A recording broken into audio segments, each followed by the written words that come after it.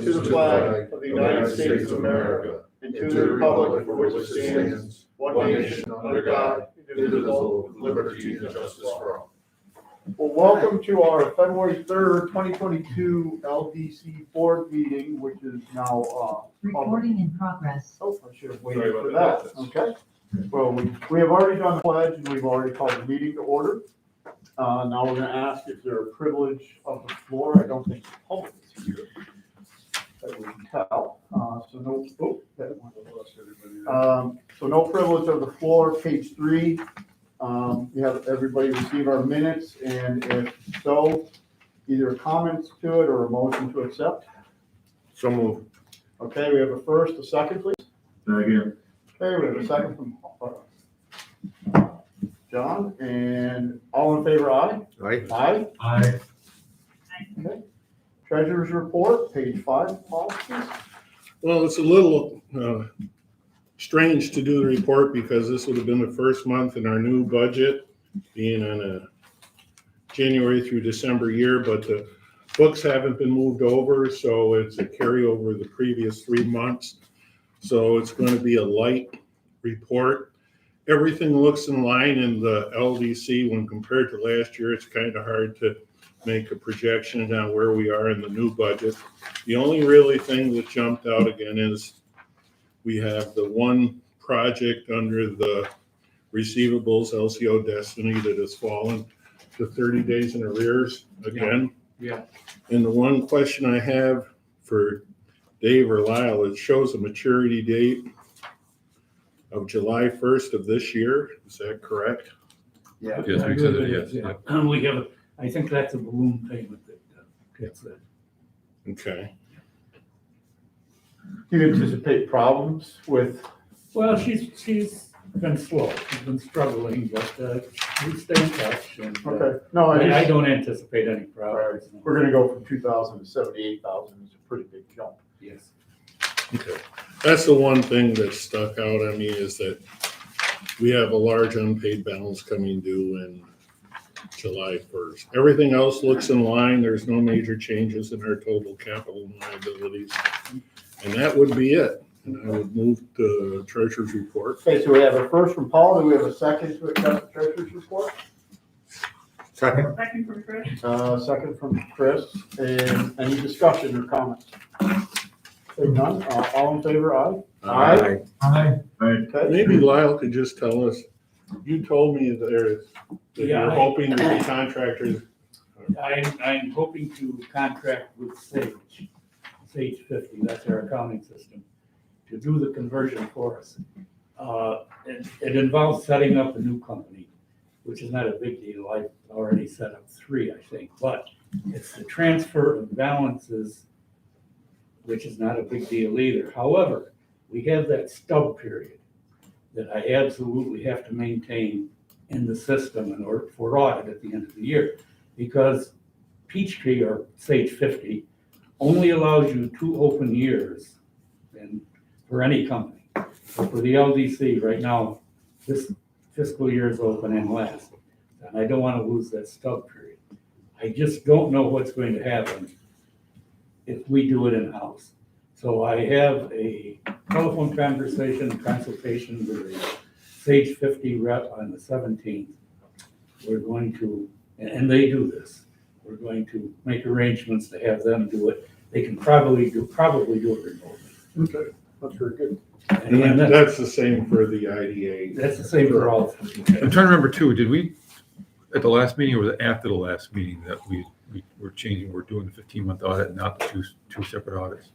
Did we discuss that before? So I think we did discuss the last board meeting? No, we approved the resolution to do that. Yes. So we haven't updated yet. Yeah, so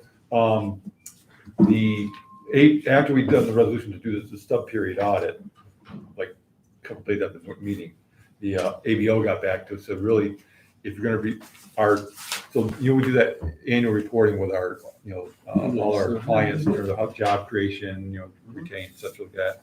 They said, if you're gonna do 2 separate financial audits, you have to do your Paris report in the same way. Marshall. So that means we just finished collecting from, a lot of the pilots and other folks that we want, that data. We want to turn around now and try to ask them from again, confusing. So we're just gonna wait till so to be consistent, we're gonna recommend that we just not do the stub period audit. We'll do one 15-month audit at the end of the year, so we keep our Paris reporting in line and not, rather try to confuse all of the businesses out there that we're working with by asking them for another report 3 months after we just finished one. And that's why I absolutely cannot lose that stub period data that's in there. I don't know that we would, but I just don't feel like taking a chance. Good. Will we have to come back at some next board meeting to modify the resolutions, or is the dollar value the same and it doesn't really matter? Nothing's changed. Okay, so they're just gonna do it as one, not two. Right. Okay. Although there'll probably be one less filing fee, I would assume. Maybe not. Well, accountants very seldom reduce their fees. Okay, well, it's worth asking. $200 might buy the coffee for the Yeah, whole so thing. Accountants and consultants. We just wait until we do the engagement at the end of this year. Yeah, okay. Yep. Any other questions on this discussion? Okay, committee reports, I don't think there are any for this board.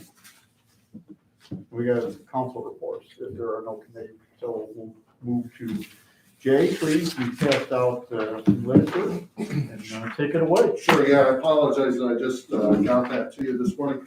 For those online, I did just email my report out, so you'll be able to refer to that at your office or at home. So we'll start off with you might have heard on Friday, the Farm Workers Wage Commission here in New York State made a recommendation that overtime thresholds for farm workers change from 60 hours a week, which is what it currently is, to 40 hours a week over the next 10 years. The reason I bring this up to our board is it is important for us to be aware of the impact of this potential change. I've indicated there in my text how that change in the threshold will be implemented over the 10 years. Met with the Jefferson County Farm Bureau Board of Directors last night to discuss this. Right now, they're indicating the only thing left that could potentially happen would be to convince Governor Hochul not to implement the changes. But given her comments in the State of the State address, where she had already tipped us off that this would happen by saying that the state would implement a tax credit, a reimbursable tax credit to help defray some of the impact of the threshold changes, we're not overly optimistic that there's any hope of preventing this from happening. I did provide an indication there. 70% of the people that testified at the public hearings asked for the threshold not to change. That includes farm workers, that includes farm owners, that includes agribusinesses. In fact, I was informed last night that Danny Wegman, the owner of Wegman's supermarket chain, is going to Governor Hochul to make the case for this not to happen because of his concerns, because of Wegman's concerns about the impact this will have on agriculture in New York State. Just to give you an example, I have one farm who's already done the calculations of what this will do to them, the first incremental change, which is in 2024. Keep in mind, that's not taking it to the 40-hour threshold. It's taking it down to, I believe it's 56 hours. It will add an additional $300,000 a year to their payroll that they cannot increase the price of the product that they sell to make up for. So that's the one thing I always caution people to keep in mind, because some people think, well, everybody pays overtime, why don't farms? Well, it's because they can't increase the price of their product to make up that difference. It's something that it just has a huge impact on their bottom line. So it is very concerning. When they created the 60-hour threshold, just I think it was 2 years ago, We lost farms then. One farm in particular that I know, 1,000 cow dairy, moved to Kansas. And they will tell you, it was because of implementing the 60-hour threshold. So I fully expect that this will have a very detrimental impact on agriculture across New York State, and especially here in Jefferson County. Jay has, and this is an offshoot to it, but if all of this may increase food costs, another angle is the state also gives grants for like WIC, what you call food stamps. I'm not sure what the program name properly is. But that's going to increase tax subsidies funneling from other programs to those programs just to keep that status quo. So it's kind of like raising the minimum wage of how do you buy food for people that are qualifying for those programs. I'm just throwing that out there as the state considered. I mean, it's really just shifting taxes around as well. I mean, at the end of the day, if a farm has to stay in business and food is going to cost more, all of those programs are going to suffer, because I would assume if somebody were given a $500 grant a month, they can't buy as much food anymore. Does that raise to $750 as an example? Which means, where's that money come from? Sure. Taxpayers. Those are all very valid points. Cornell University has done studies, Farm Credit East Commission studies. I don't remember, and I apologize, I don't remember the overall economic impact that was calculated as a result of going to 40 hours. I'm sure it's in the billions. Correct, yeah. One of the bigger issues is, having worked with migrant workforce for a couple of years, is this is a cost factor.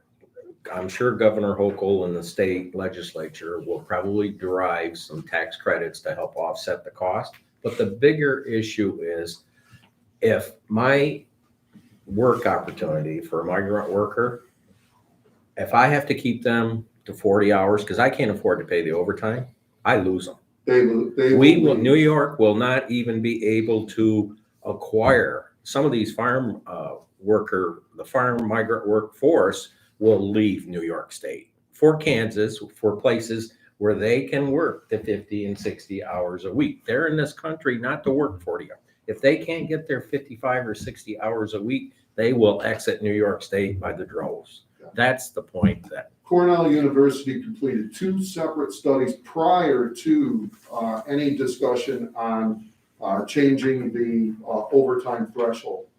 Both of those were studies of farm workers, interviews with farm workers. And according to those studies, the average farm worker that comes to New York State wants to work 70 hours plus a week.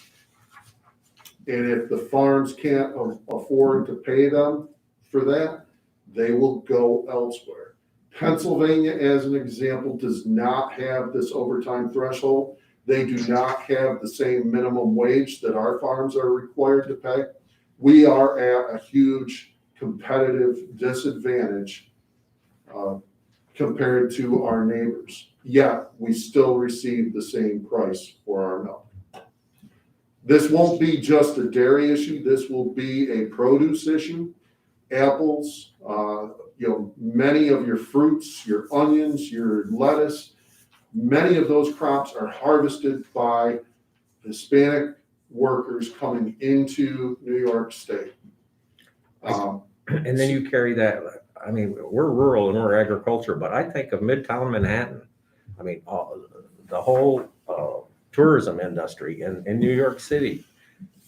It's the same scenario goes on there. I don't care if it's the Russians or what ethnicity labor force is working in New York State. If they're all held to the 40-hour week and they can't go underground off the books or pay cash or whatever, I don't have that opportunity. If they can't do that, they'll be exiting in droves as well.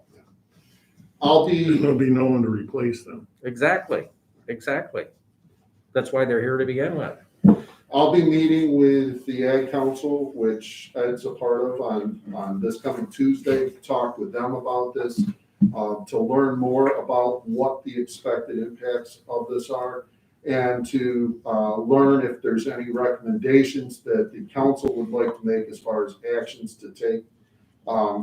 And those will be brought back to Jefferson County Farm Bureau as the voice of agriculture here in the county. But it is not a good situation. This has been coming for years and it's been staved off until now. Yeah, we've been fighting it. Jay, just another issue too, you know, that's, I think, going to surface at some point in this industry. Aldi has announced, I think in 2030, they're not going to receive milk from cows that haven't been pastured for at least a minimum of 150 days a year, I think. So that's going to be a change if that migrates from Europe into the United States markets too, which Aldi is in the United States market. So I think right now it's on their milk supply. They haven't called out cheese or dairy or other than milk at this point, but it wouldn't surprise me if they don't end up going down that road too. So that's going to be a challenge. Right. Well, and John, that's, that's a very good point. I didn't want to cloud this issue with all of the other concerns, such as the state's climate change initiatives. Those are just what we're hearing will happen under those will just exacerbate the problem here in New York State. And don't take me the wrong way. I'm not against being good environmental stewards. Please, I know we have lots of people online, but with minimum wage, with the overtime threshold, and then everything else that's coming down the highway at us, I'm very concerned. Very concerned. I'm going to move on for the sake of time. We're currently working with Cooperative Extension to try and roll out a grant opportunity for farm workers here in, it's 4 farms working with their farm workers. It's a program to improve their housing grant. But I'll be honest, in the state's wisdom, they set the threshold for farm workers, their household income per farm worker, at 80% of Jefferson County, well, it's each county's median household income. So that's approximately $42,000. To give you an example of how our farm workers are paid here in Jefferson County, there's only 2 farms in the county that we are currently aware of through our survey that have any farm workers that would qualify. They have to be at or below that 42,000 plus threshold. So the 2 farms, we're working with them to see if they want to apply, and then we have to encourage a municipality to make the application. It is a CDBG grant, and those are a very onerous grant to apply for. The Development Authority of the North Country has offered to write the application and administer it. So we're going to continue to try to roll that out. The one thing I was not aware of is a housing loan program that the Development Authority has, and it has a 1% interest rate. So I shared that with Farm Bureau last night, and they asked me to get that information out to everybody, that might be a much better alternative than applying for this grant. Food resiliency grants, you've heard about those. We have $400,000 slated for that. We are attempting to roll those out as we speak. The Ag Development Conference, we're very excited about the agenda for the Ag Development Conference. We've got that scheduled for April 18th at the Hilton Garden Inn. I really encourage all of you to show up at least for the speaker before and after lunch. Matt Morris, retired colonel from Fort Drum. He's now the chief operating officer for ACO Investments, Convo. Actually, it's not going to be an agricultural talk, but the Ag Council wanted this. He will be talking about adapting to change and how he's applying the skills and training he received in the military and taking that and dealing with young generations and a new civilian work environment. So I think that's going to be a very interesting presentation. After lunch, we're gonna have Sarah Tweet from Abatement Research. It's going to be a very interesting topic, farmers of the future. And it's gonna talk about their skill sets, what they're gonna need, and how do we adapt and make sure that we're providing for those farmers of the future. So that'll be an interesting program. I've got the website up and running. I haven't put it out yet because I'm still tweaking all the little pieces of it, but we're gonna be rolling that conference out. Last but not least, and I did leave one thing off of my report accidentally, but last but not least on my report is the podcast that we're implementing in place of our radio show, the Homegrown Show. We're very excited about this. If you come to my office, it looks like a recording studio now. And we're about to start rolling out that podcast. It will deal with agriculture, it will deal with rural issues, and it will deal with economic development. In fact, Marshall yesterday had a great suggestion that we do a podcast just on how we do economic development. So I like it, we're gonna do that. So we expect to start rolling that out within the next 2 weeks. The one thing I left off was the decommissioning work we're doing. We're still working on providing the recommendations. One good thing that happened last night at the Farm Bureau meeting, the Soil and Water Conservation District had not been excited about assisting municipalities with reviewing decommissioning plans.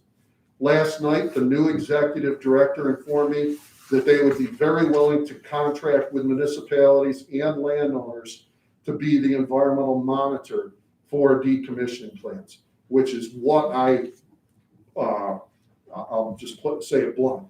It is what I felt the best option was for local communities. So I'm excited, I was excited to hear that, and we will be working to put that into our recommendations for the decommissioning plans. Thanks, Jay. Thank you. Any questions? We'll move to manufacturing and marketing otherwise. Jay, just a quick question. I read the guy's bio and we gotta approve the resolution to pay him when he comes. Specifically, it's a very impressive bio. I'm definitely going to be there. What's he targeting? Just the broader issue of dealing with change, whether it's labor changes, whether it's economic changes, is Sarah Tweet, the keynote speaker that you'll be approving a contract for. She is, Aimpoint Research has done a tremendous research piece on what the farmers of the future will be. I will tell you, we're very fortunate. I didn't realize this. Other organizations are paying a lot more money to bring them in. Farm Credit East, for example, rolled this out to all of their management, upper echelon staff. Farm Bureau, the American Farm Bureau Federation is doing this for their upper level leaders. I didn't know this until we already had started to put it in place.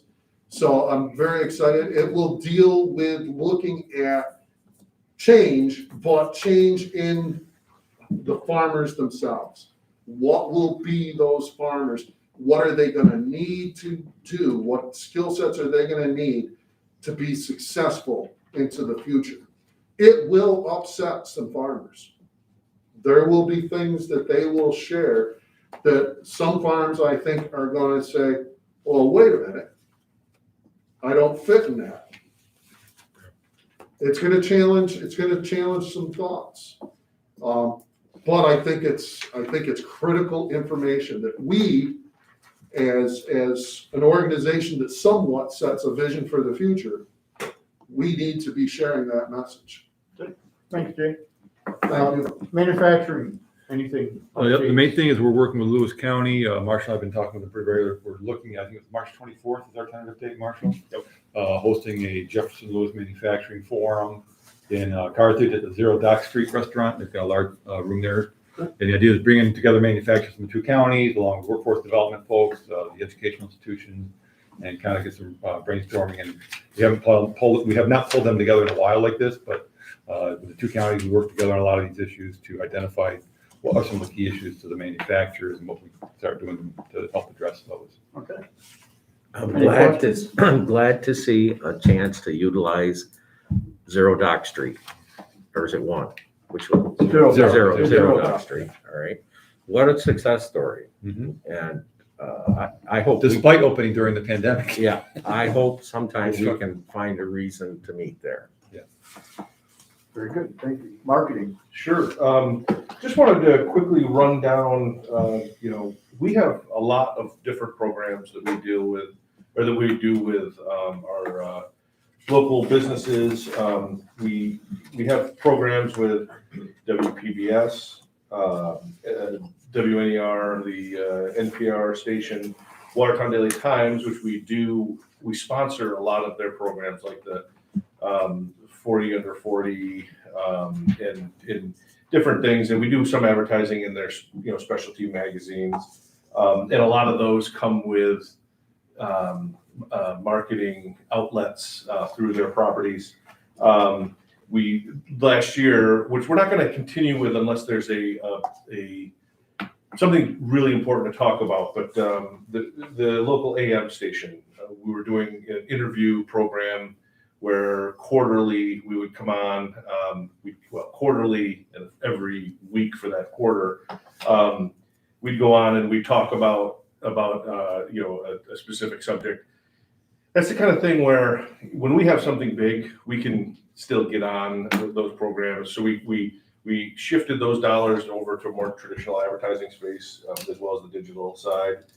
Spectrum, I don't know how often anybody's sitting in a doctor's office during the day, those kinds of things. And we go with Spectrum because it's an inexpensive way to be on TV, because TV can be price prohibitive.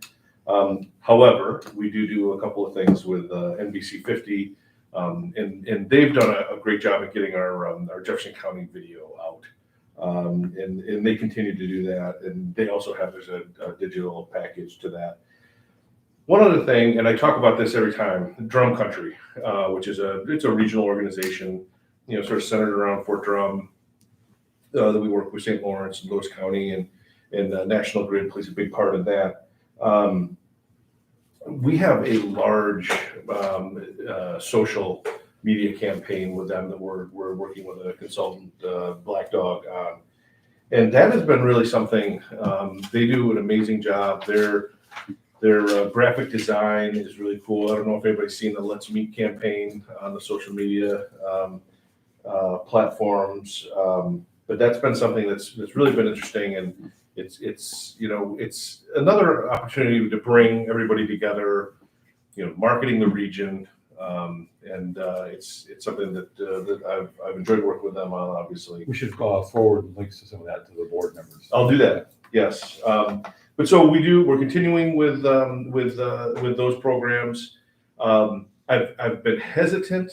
I don't like doing some of these site selecting magazines because all you attract with those are other site selecting magazines, and the price point on doing an advertisement on a lot of these things is so prohibitive.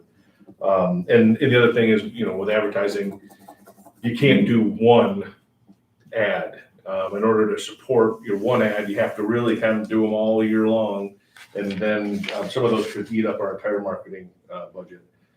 So just wanted to mention that about that we are going to continue with some of these programs, tweak them, things we found to be more impactful than others, and I like where we're going with 2022. Thank you. Any questions for? Just a quick comment on Marshall. That video is so well done that it fits into a lot of other subcategories. Public television, a great exposure, I think, to the point where it's like, God, let's sponsor some programming that is aligned with it. But I've noticed like the 50 and 7, kind of through Alex Hazard. They're doing North Country Foods. I'm not sure if that was public television or. That was public television. Yeah. Or excuse me, NBC 50 was that. Yeah, which I don't know how well they've been received, but it's like, God, that's a breath of fresh air, and it's really dovetails into our promotional stuff. Yep. It's like but yet our video is so perfectly, and it's not like a in your face, blah, blah, with Jefferson County, come, we got this. It's very well done.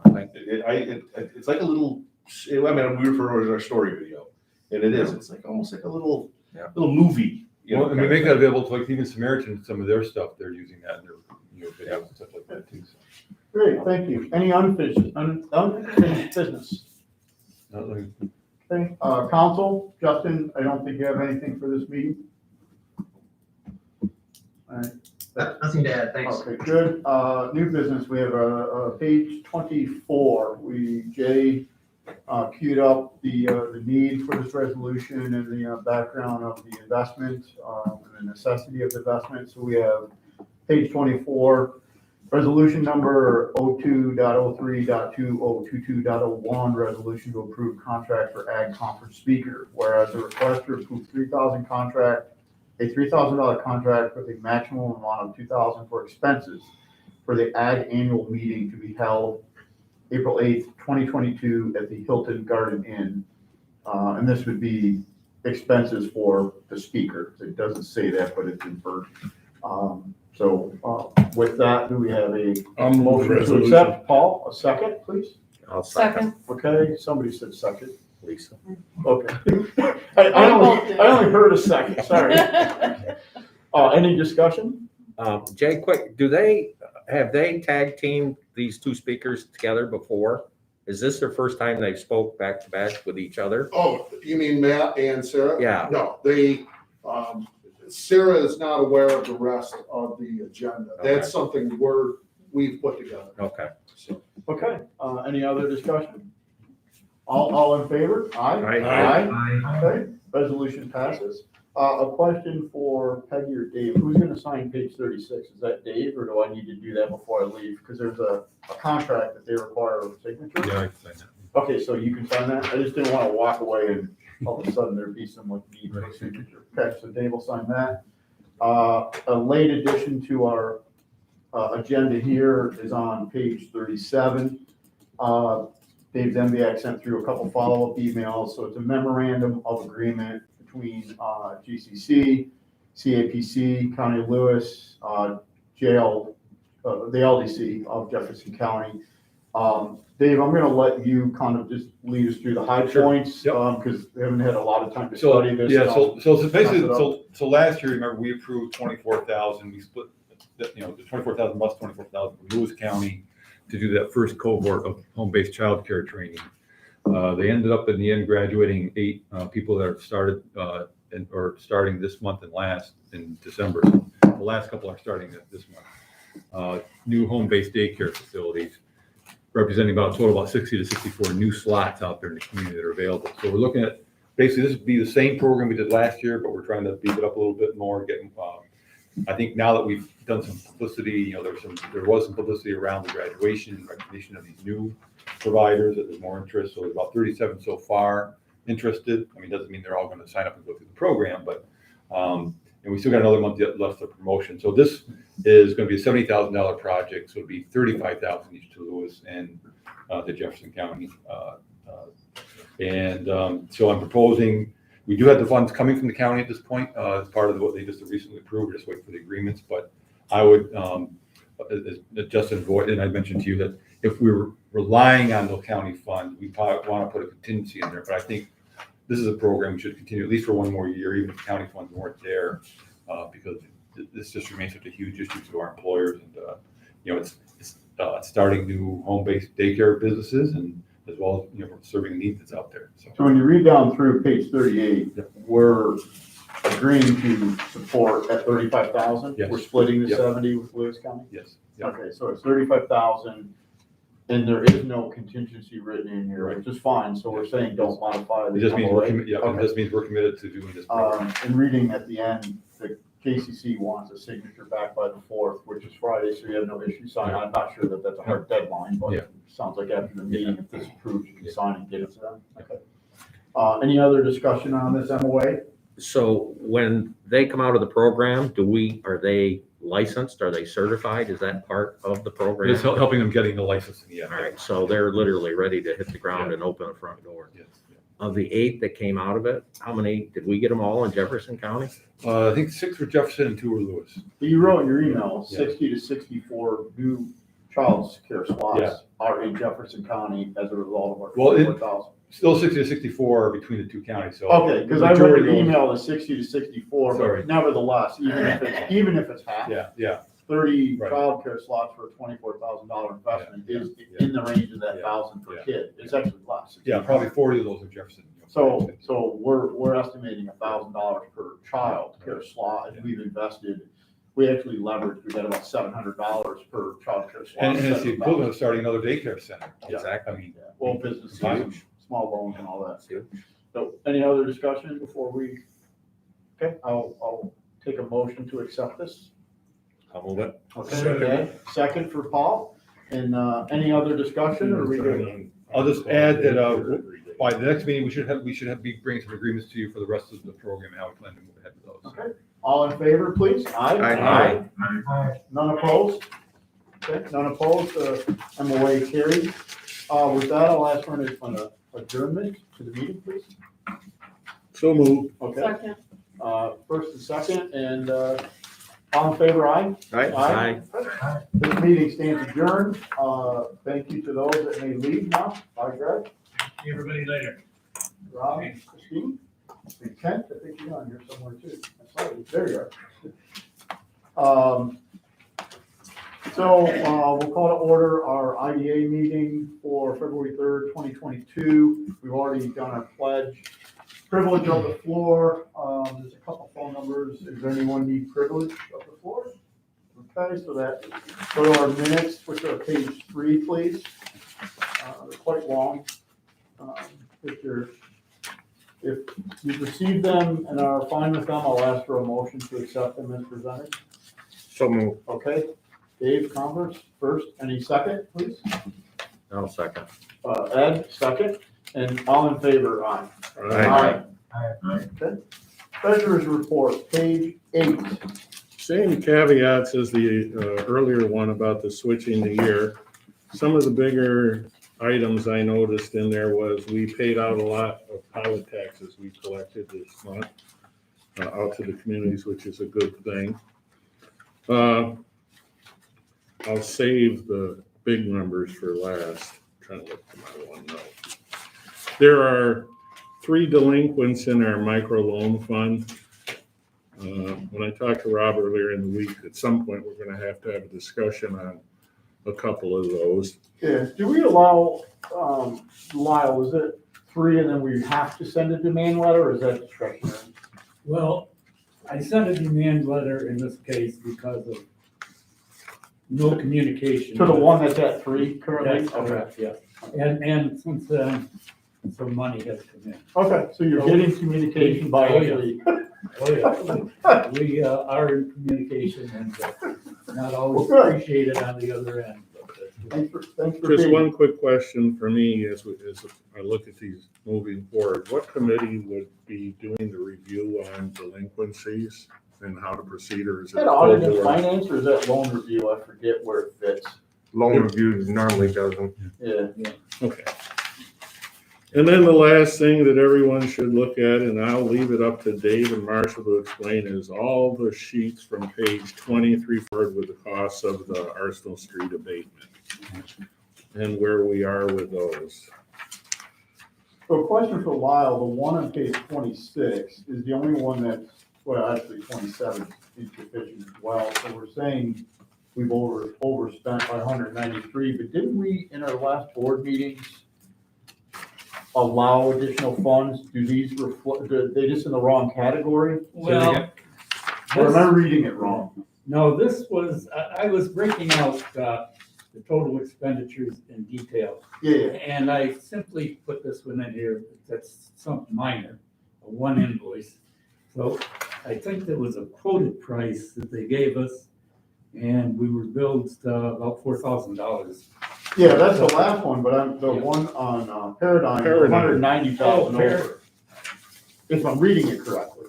Yeah, because we ended up, and they actually, in the last invoice, But they did actually, we not, at the board level, already approve enough money for all the expenses? Or Yes. do we have to go back?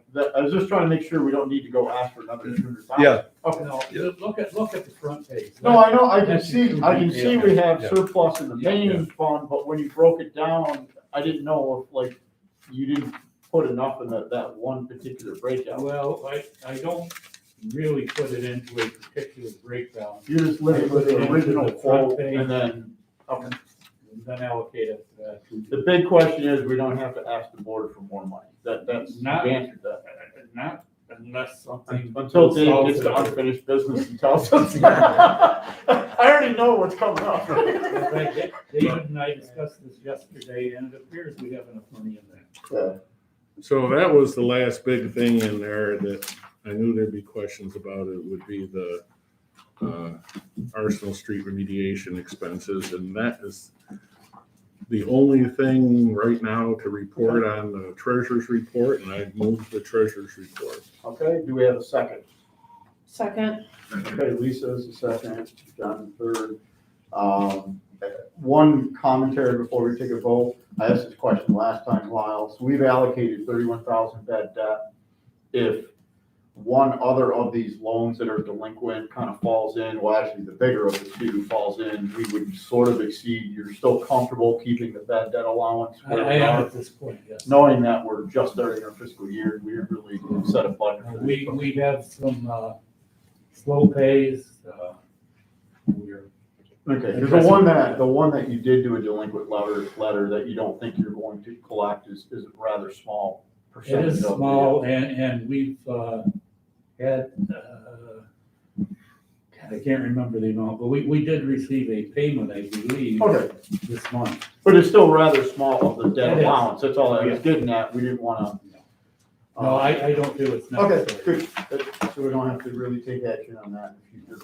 So we have a first and a second, we've done discussion, any other discussion? Okay. I'd just say, all the years, when we review delinquencies, especially in the micro enterprise, there's always some popping up and down, but it's like I say, leave it to Lyle. Lyle has shown over the years that nobody can collect better than Lyle. So, It's the baseball bat. well, it's not, I think it's more, more the encouragemental side versus the enforcement side, so. With all we've been through, that there's only 3 in that list is not bad. Absolutely, yeah. No, well, they're for good purposes too, they're probably still creating jobs and all that, so.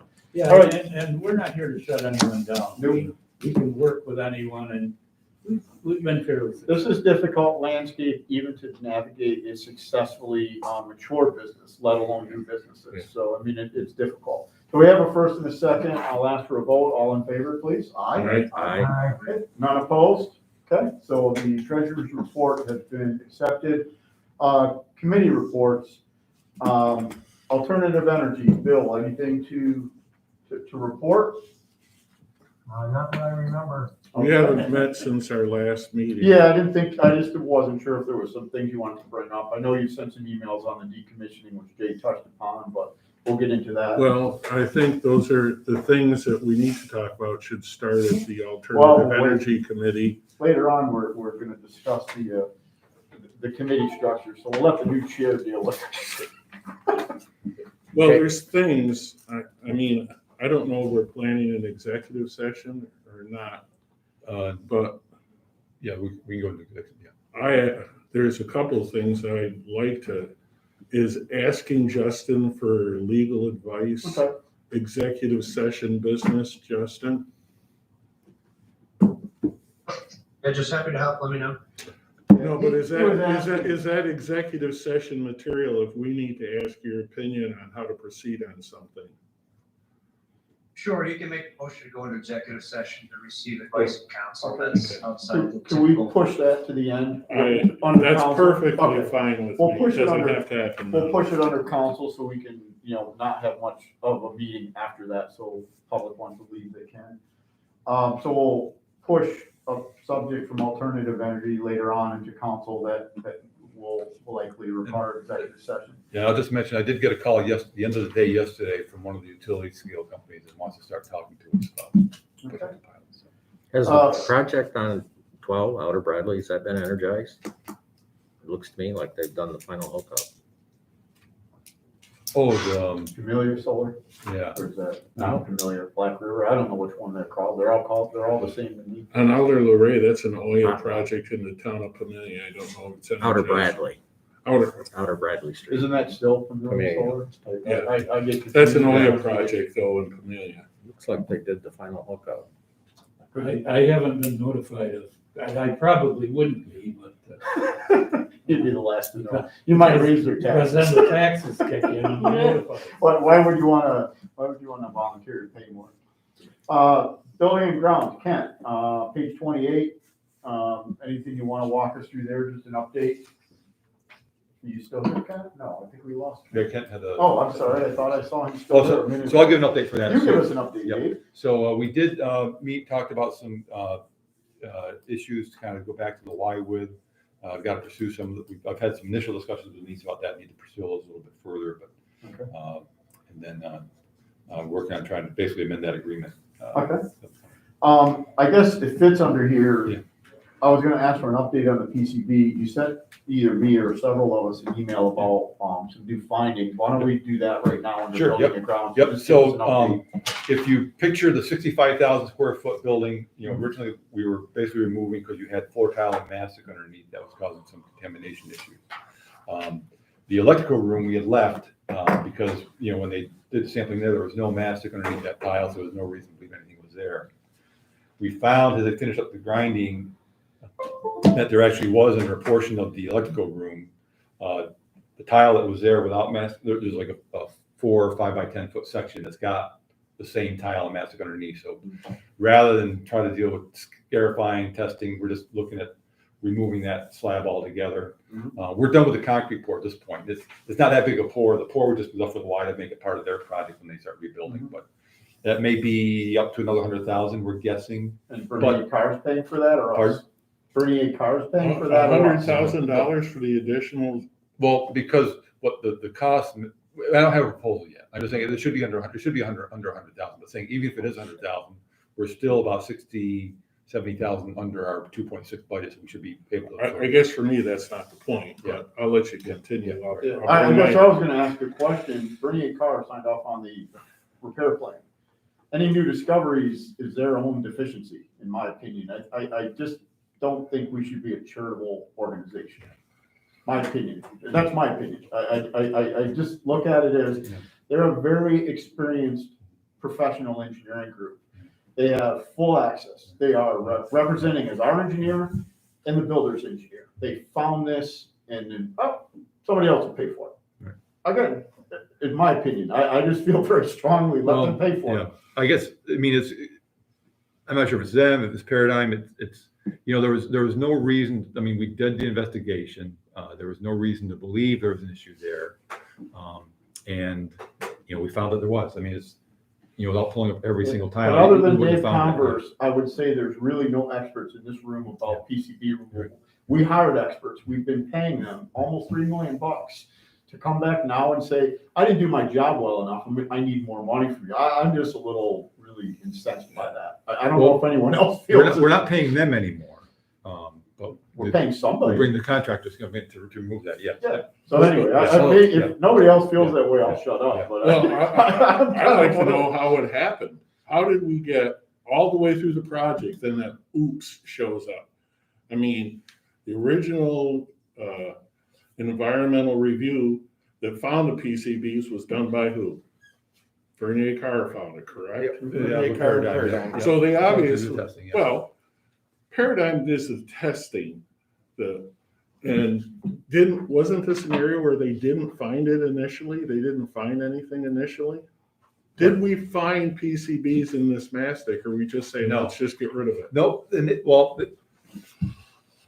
they found the tile and mastic with evidence of bulk material. That's what prompted the testing and finding the PCBs. If you've got this large building, you've got this electrical room off to the side, all right? So you've got the rest of the building around it. When they're trying to do sampling out of the way, so you're not boring through floor and, causing a lot of issues where you don't need to. And when they tested over here in pilot, there was no mastic or bulk, the mastic or the tile PCB containing, they call it bulk material. So the presence of bulk material would prompt the testing. In that case, there was no bulk material, no reason to believe that there's anything there.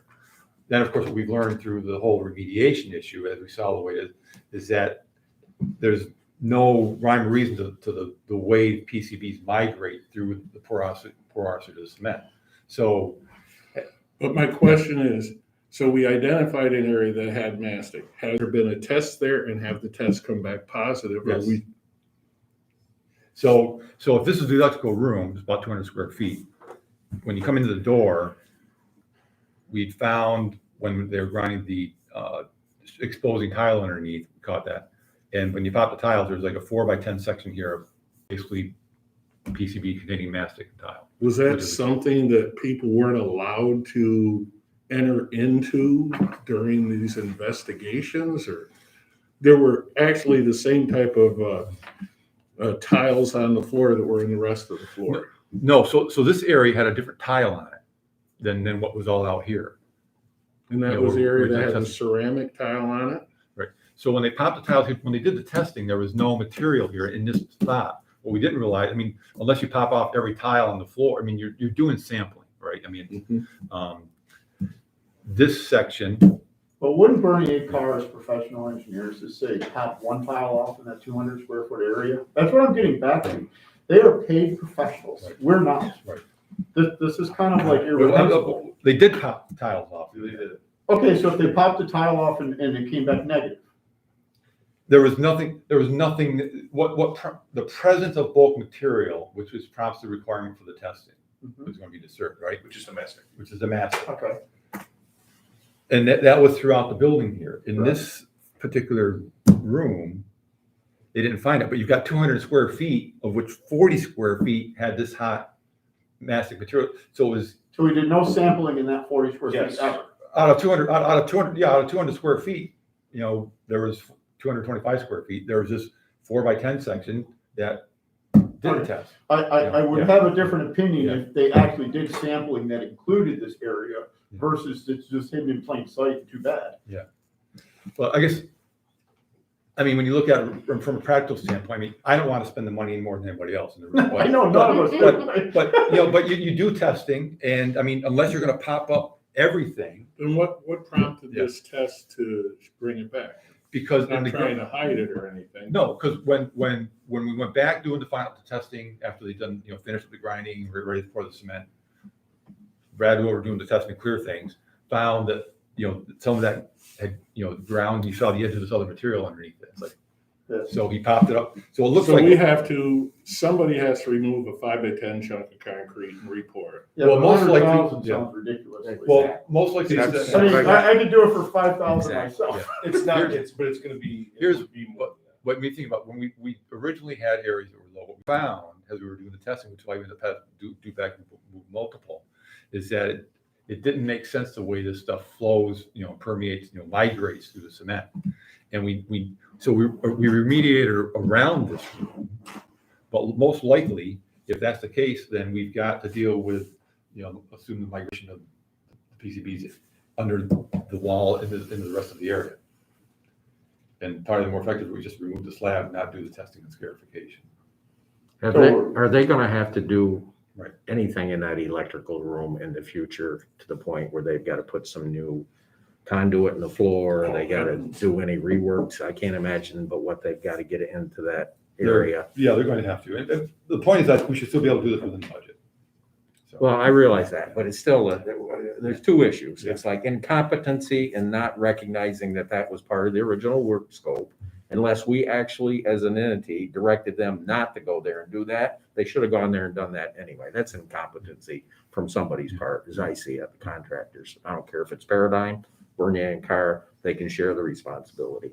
The other issue is $100,000 to remove that somebody is getting, that's exorbitant. That's exorbitant. I don't have I'm just saying it should be under 100,000.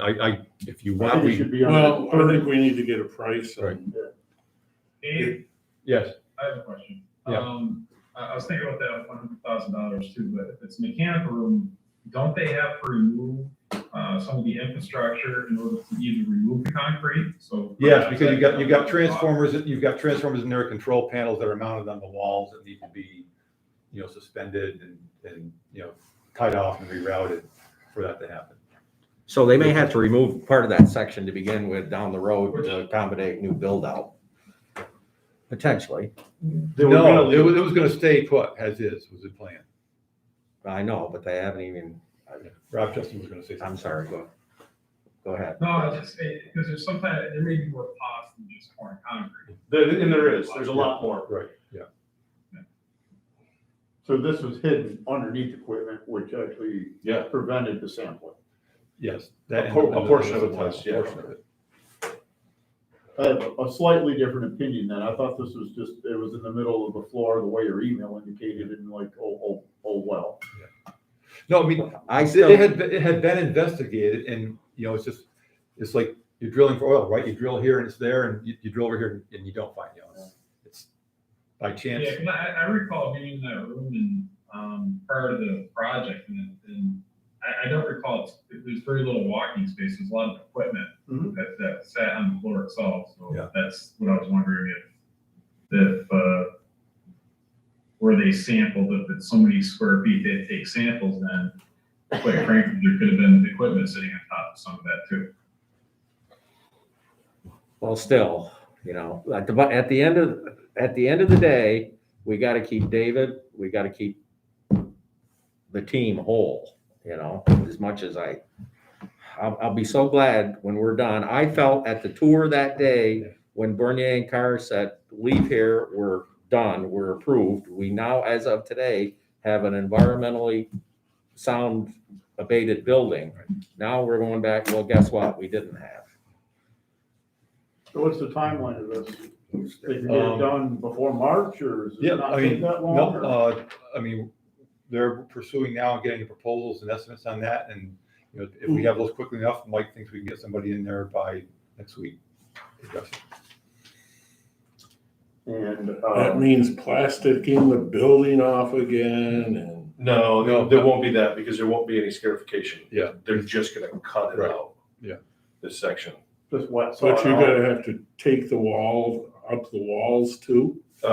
Yeah. Did they test up the walls to see if we even have to do that? Because we just did that because maybe it moved up the wall. No, the reason they cut out the walls before was so they could get to the floor. Get underneath it. Get to the floor under it. Because, Well, might that still Because be the the floor- case in there? well, right, so they're gonna need to remove the. Well, let's ask They're- for proposals and see. What they're looking at too is if this wall, if they can, if it makes sense to cut off like they did the rest of the wall around, all the way around, or it may be just more efficient and cheaper to just remove the walls or just rebuild the walls in the room from new. So that's part of the quote, 100,000 is having to get That's part of under the, the walls. yeah. So they're looking at what's the best route and then getting proposals based on that. I'm less mad, but I'm still mad. Yeah. Yeah. I'll be glad when this is over. I thought it was over a couple weeks ago. So what is this? I know, I mean- we're still talking with the Y about their due diligence and all this. I mean, clearly, They're gotta get some still closure. working forward on trying to have their estimate for their guaranteed maximum price in April and have to sign a contract in April with this proposal. But this is there's much, there are more productive things I'd rather be dealing with than this thing. It's frustrating, but at the same point, when you think about the size of the building we're dealing with, this really is what we dealt with. I wish it was done, period, but it's not going to be a big thing on top of all that we've already done already. It's really a small portion of the overall project. And we should still be within budget.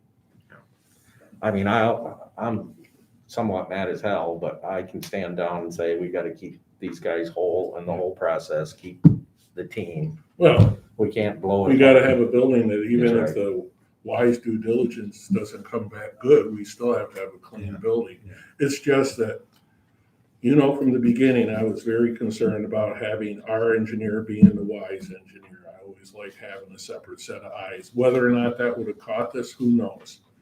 But we are where we are. Well, at the If end of another thing comes back, if you think I'm mad today, if something pops up after we do this, it's gonna be a totally different response. I mean, I think we're all getting frustrated of what we've had to go through to get here. And let's get it over with and get it done. Do we need to authorize anything to There's allow nothing- additional there's- expenditures? He doesn't have any money, so let's let nature take its course.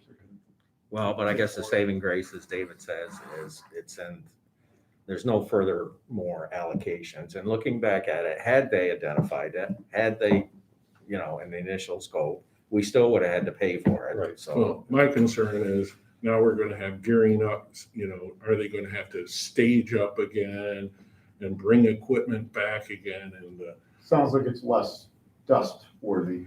Yeah, this will be Yeah, but what about the consulting fees for putting this back out to bid and getting new quotes and There's gonna be some extra costs. the consulting fees are the again- ones that kill me. It's not the guys coming in to cut the No, I got less issue with the people doing the the physical additional work. consulting fees, and I think that should be. and Well, who shares the I ain't blame? gonna I say mean, anymore because it yeah. boiled my blood. I think we've got some room to negotiate on that. Well, anyway, we'll leave that with your capable hands to, the physical work costs whatever the physical work does. You're just But it's lucky we the got fees and cheese the testing and all that other stuff that, I feel like this is the government job, to put Well, it plainly. But still, what he just said, I find, all right, let's go there and do that. We've got some room to No, negotiate with the I fees, think- so I say, go do it. I think if Dave will do that and the entities we need to talk with can, they've already, covered some past, issues by reducing some costs and things of that nature, but it is what it is. Hopefully there's no more testing and things of that nature. So, I think we'll move to page 29, Mr. Converse, loan review. If you can walk us through that. Sure, we have one item. We have a loan request from April Morales. She wants to be the Pink Kettle LLC. It's gonna be a bubble tea. I want to say restaurant business, located in the Salmon Run Mall. If everyone remembers, we had another one, Juju, that is up there and it's been doing extremely well to the point that they've actually gone on and opened a second one. So it shows that this is a up and coming business. So we have a request for $24,800 to be used for purchase equipment. And staff has reviewed it. 5-year amortization at a rate of 5%. And I would make a motion on this for further discussion. Second. Okay.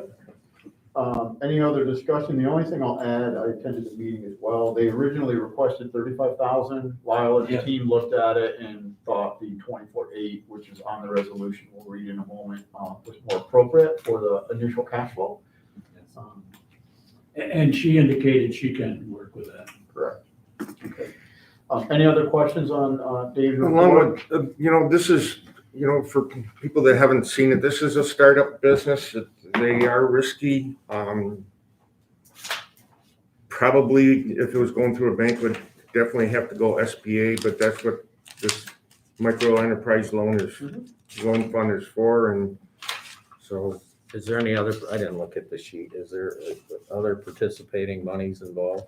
Herself. herself, Herself. her personal money, No yeah. institutional? Nope, just herself. She's seemingly very credit worthy, or is it a little shaky? At this level. Marginal, I would say. Yeah. Well, that's what we're here for. And the business, what Dave was saying, and the business appears that it will generate very sufficient revenue based on other styles of this beverage. So with that, page 32, I'm going to read through the resolution number 02.03.2022.01, resolution for authorizing a microenterprise loan to Pink Kettle LLC.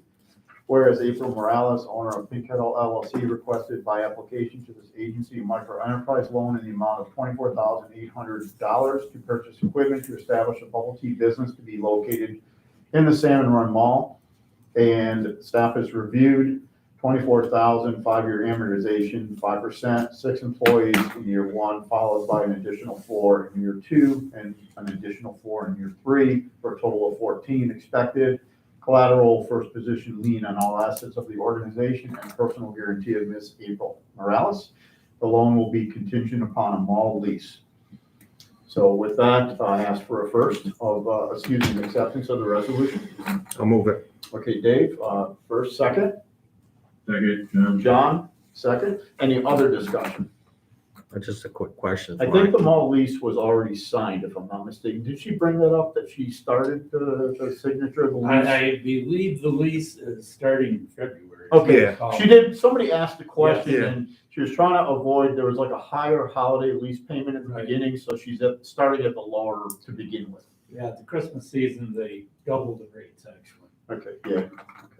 Just Ed, you were gonna ask a question? Just for my own information, that kind of space in the mall, in the market today, and our monthly lease, what would, It was in here, was it like 1,500 a month? Was it? or- That's right. It's 1,500 a All right. month. Yeah. all right. And the holidays are like 2,500, but it's Yes. like, it goes up quite a bit. It goes up quite a bit, yes. This is also not in the food court, it's gonna be down farther, Down at the near other the pretzel end. place or kind of. in that Down area. where Dairy Queen is, the pretzel place, and The secondary food court. Yes. Like, call it that, because Right. they sort of position food down the other end. well, and this would be competition with Juju 66. So it's probably a good idea. Okay, any other discussion? We have a first and a second. Okay, none. I'll ask for a vote. All in favor, aye? Aye. Okay, none opposed? The resolution carries. So page, where are we here? I lost track. Page 34. So under unfinished business, we have a matter. Let's see, is this the one? Yeah, this is the one that was overlooked, right here. Yes. Okay, so page 34, I'm just trying to orient myself, sorry. In the airport park, we had previously discussed some phases for work, and Dave discovered when we were going through the next phase that the board actually never ratified an agreement, which Right. was actually signed, and I think the work is kind of mostly Yeah, we're pretty much started about or done there, yeah. done or Yeah, whatever. we've lived with the last 2 years on this. So unfortunately, this is a formality. Yeah. So page 34 is the letter from Gregor Smith. Page 38 is, kind of going through $249,700. It kind of goes all the way to page like 71 or something like that, giving you a breakdown of the scope of work and things of that nature.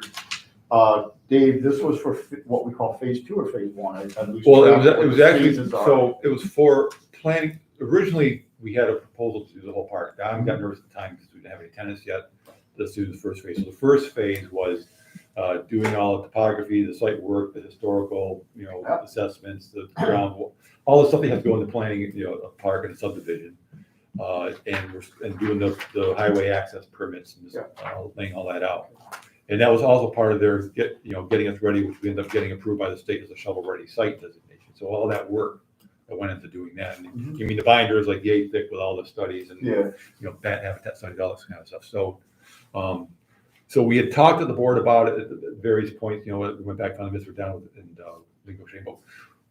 And then we reported how we were making progress. We never actually brought it back to the board for formal approval by the board, even though we signed at the time. So 249,700, it actually goes all the way to page 78 of your board package. It's broken down into 2 prices. The scope of work and such are described. I don't know, this wasn't actually a roll call vote. It's a fairly large, it's a formality in one respect, but it's actually a large investment. I'm not sure if it's worthy of a roll call vote or just a simple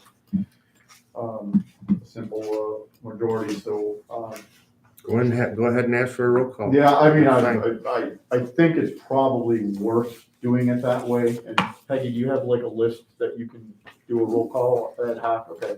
I'm gonna ask for, if there's no more discussion, we'll take a first and a second, then we'll discuss and vote on it. So any other discussion on this? So Rob, have these been paid out? $249,000 have been paid out already? We're getting near the end of it. Most of it has been paid, yeah. It's about 195,000 roughly.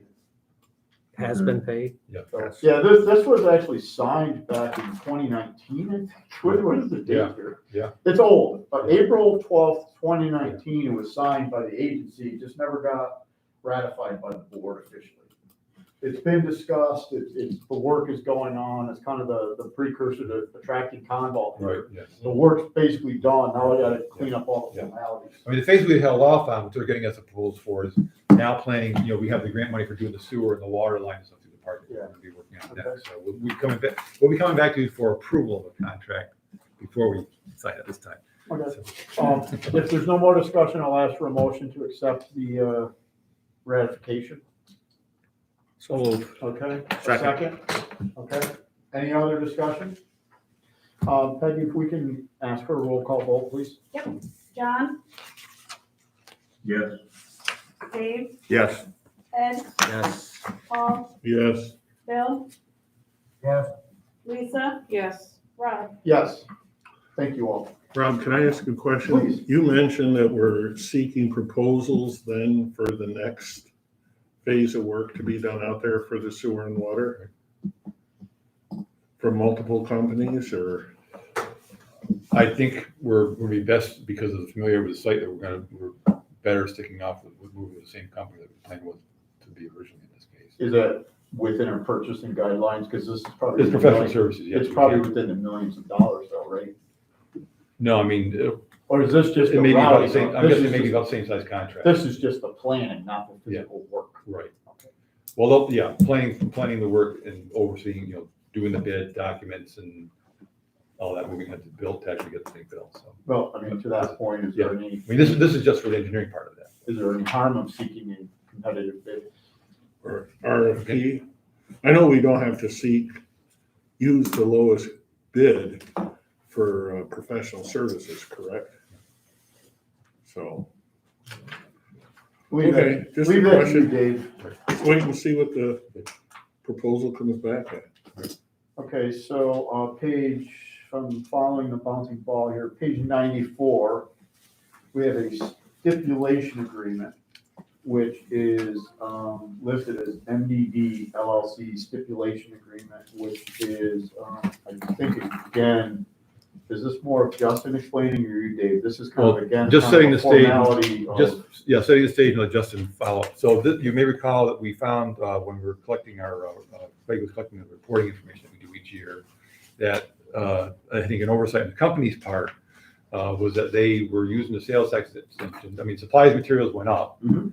They ended up using sales tax exemptions for more than what we had approved. Mhm.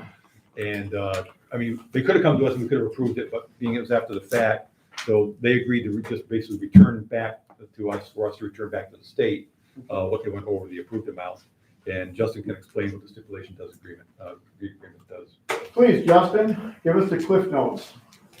Sure, yeah, that is a good explanation by Dave. Okay.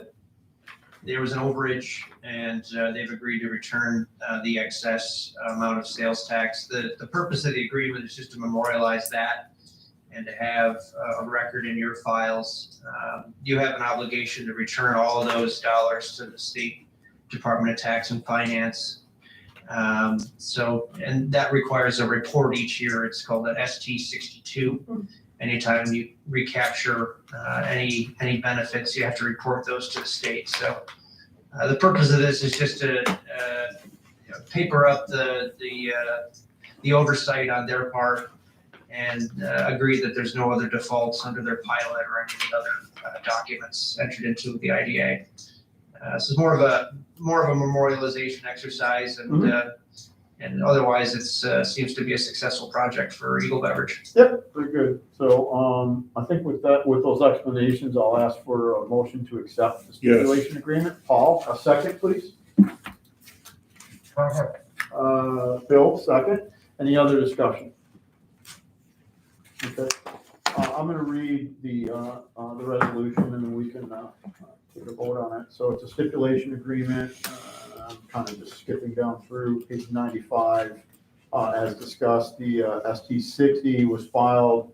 We determined that there was a overuse of the allowance of the sales tax exemption amounts, 35,000 in 2020, 20,000 in 2021, through and including September 30th, 2021.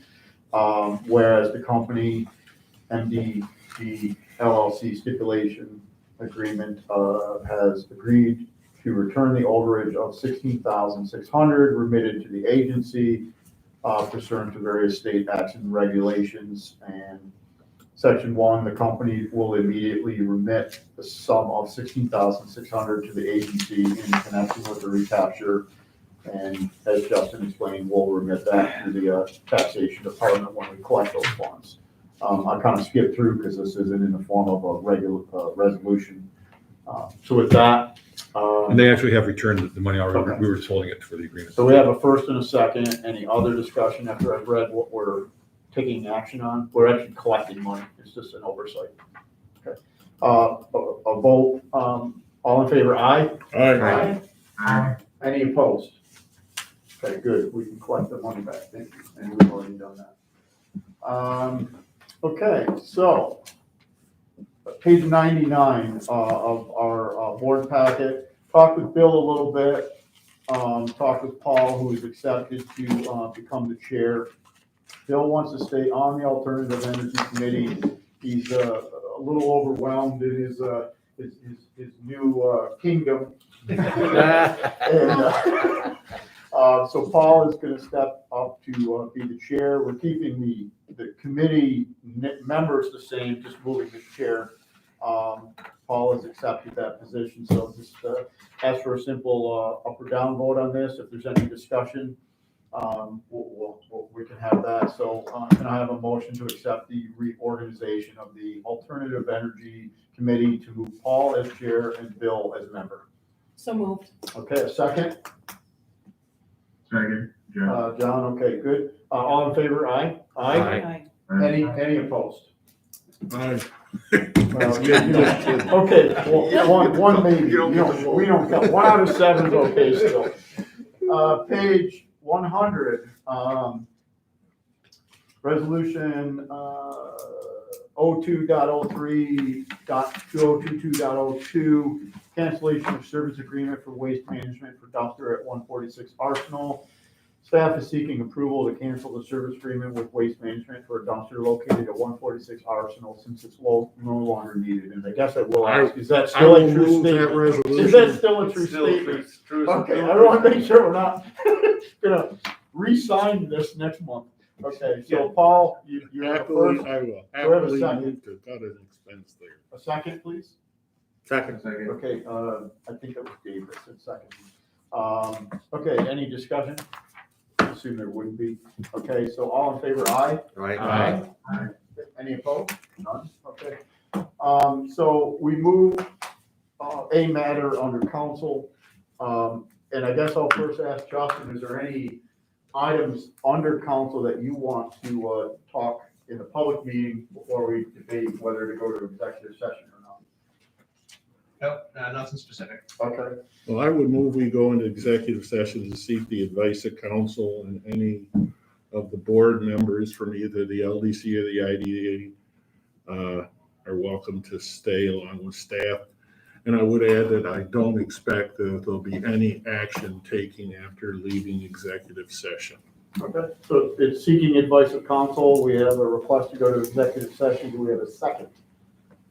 Second, John. Okay, all in favor, aye? Aye. Okay, so we're gonna move to executive session. and I think- Recording stopped. It's, who's 5360? I think it's associated with Craig. Okay. Let's see here.